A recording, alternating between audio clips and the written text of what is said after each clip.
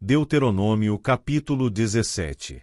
Não sacrifiquem para o Senhor, o seu Deus, um boi ou uma ovelha que tenha qualquer defeito ou imperfeição. Isso seria detestável para ele. Se um homem ou uma mulher que vive, numa das cidades que o Senhor lhes dá, for encontrado fazendo o que o Senhor, o seu Deus, reprova, violando a sua aliança, e, desobedecendo ao meu mandamento, estiver adorando outros deuses, prostrando-se diante deles, ou diante do sol, ou diante da lua, ou diante das estrelas do céu, e vocês ficarem sabendo disso, investiguem o caso a fundo. Se for verdade e ficar comprovado que se fez tal abominação em Israel, levem o homem ou a mulher que tiver praticado esse pecado à porta da sua cidade e apedreje-o até morrer. Pelo depoimento de 2 ou 3 testemunhas, tal pessoa poderá ser morta, mas ninguém será morto pelo depoimento de uma única testemunha.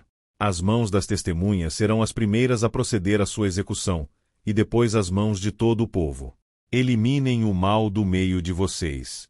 Se para os seus tribunais vierem casos difíceis demais de julgar, sejam crimes de sangue, litígios ou agressões, dirijam-se ao local escolhido pelo Senhor, o seu Deus.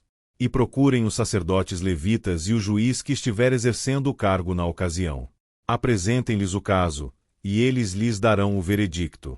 Procedam de acordo com a decisão que eles proclamarem no local que o Senhor escolher. Tratem de fazer tudo o que eles ordenarem. Procedam de acordo com a sentença e as orientações que eles lhes derem. Não se desviem daquilo que eles lhes determinarem, nem para a direita, nem para a esquerda. Mas quem agir com rebeldia contra o juiz ou contra o sacerdote que ali estiver no serviço do Senhor, terá que ser morto. Eliminem o mal do meio de Israel. Assim, todo o povo temerá e não ousará mais agir com rebeldia. Se quando entrarem na terra que o Senhor, o seu Deus, lhes dá, tiverem tomado posse dela, nela tiverem se estabelecido, vocês disserem: queremos um rei que nos governe, como tem todas as nações vizinhas. Tenham o cuidado de nomear o rei que o Senhor, o seu Deus, escolher. Ele deve vir dentre os seus próprios irmãos israelitas. Não coloquem um estrangeiro como rei, alguém que não seja israelita. Esse rei, porém, não deverá adquirir muitos cavalos, nem fazer o povo voltar ao Egito para conseguir mais cavalos, pois o Senhor lhes disse: jamais voltem por este caminho. Ele não deverá tomar para si muitas mulheres, se o fizer, desviará o seu coração. Também não deverá acumular muita prata e muito ouro. Quando subir ao trono do seu reino, mandará fazer num rolo uma cópia da lei, que está aos cuidados dos sacerdotes levitas para o seu próprio uso. Trará sempre essa cópia consigo e terá que lê-la todos os dias da sua vida, para que aprenda a temer o Senhor, o seu Deus, e a cumprir fielmente todas as palavras desta lei, e todos estes decretos. Isso fará que ele não se considere superior aos seus irmãos israelitas e a não se desvie da lei, nem para a direita, nem para a esquerda. Assim prolongará o seu reinado sobre Israel, bem como o dos seus descendentes. Deuteronômio capítulo 18. Os sacerdotes levitas e todo o restante da tribo de Levi não terão posse nem herança em Israel. Viverão das ofertas sacrificadas para o Senhor, preparadas no fogo, pois esta é a sua herança. Não terão herança alguma entre os seus compatriotas, o Senhor é a sua herança, conforme lhes prometeu. Quando o povo sacrificar um novilho ou uma ovelha, os sacerdotes receberão a porção devida, o espádua, as queixadas e o estômago. Vocês terão que dar-lhes as primícias do trigo, do vinho e do azeite, e a primeira lã da tosquia das ovelhas. Pois, de todas as tribos, o Senhor, o seu Deus, escolheu os levitas e os seus descendentes para estarem na presença do Senhor, e para ministrarem sempre em seu nome. Se um levita que estiver morando em qualquer cidade de Israel, desejar ir ao local escolhido pelo Senhor, poderá ministrar em nome do Senhor, do seu Deus, à semelhança de todos os outros levitas que ali servem na presença do Senhor. Ele receberá uma porção de alimento igual à dos outros levitas. Além disso, ficará com o que receber com a venda dos bens da sua família.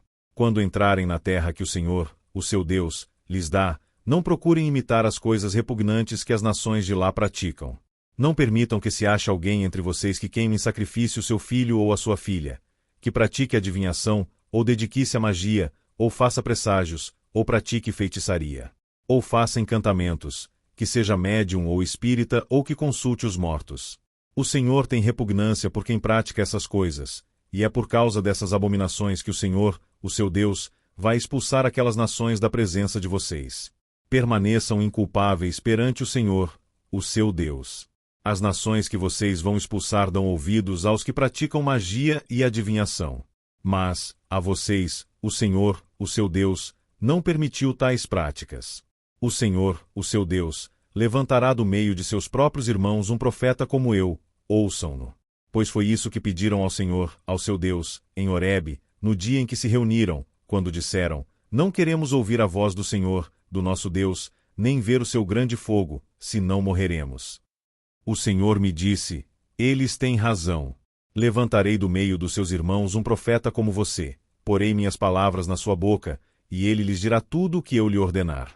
Se alguém não ouvir as minhas palavras, que o profeta falará em meu nome, eu mesmo lhe pedirei contas.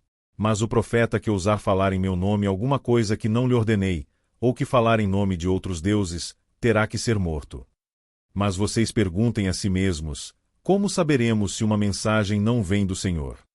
Se o que o profeta proclamar em nome do Senhor não acontecer nem se cumprir, essa mensagem não vem do Senhor. Aquele profeta falou com presunção. Não tenham medo dele. Deuteronômio capítulo 19.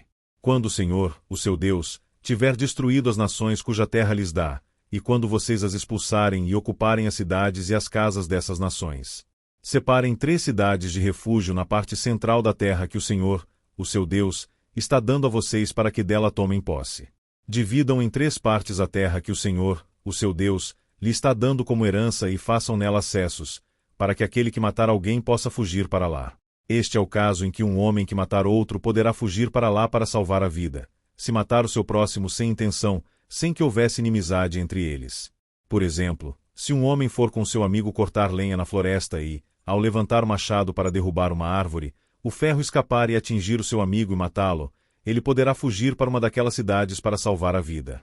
Do contrário, o vingador da vítima poderia persegui-lo enfurecido e alcançá-lo, caso a distância fosse grande demais, e poderia matá-lo, muito embora este não merecesse morrer, pois não havia inimizade entre ele e o seu próximo. É por isso que lhe ordeno que separe 3 cidades. Se o Senhor, o seu Deus, aumentar o seu território, como prometeu sob juramento aos seus antepassados, e lhe der toda a terra que prometeu a eles, separem então mais 3 cidades. Isso acontecerá se vocês obedecerem fielmente a toda esta lei que hoje lhes ordeno: amar o Senhor, o seu Deus, e sempre andar nos seus caminhos. Façam isso para que não se derrame sangue inocente na sua terra, a qual o Senhor, o seu Deus, lhes dá por herança, e para que não sejam culpados de derramamento de sangue.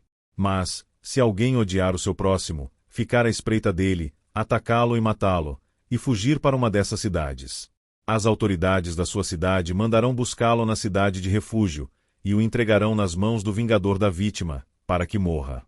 Não tenham piedade dele. Eliminem de Israel a culpa pelo derramamento de sangue inocente, para que tudo lhes vá bem.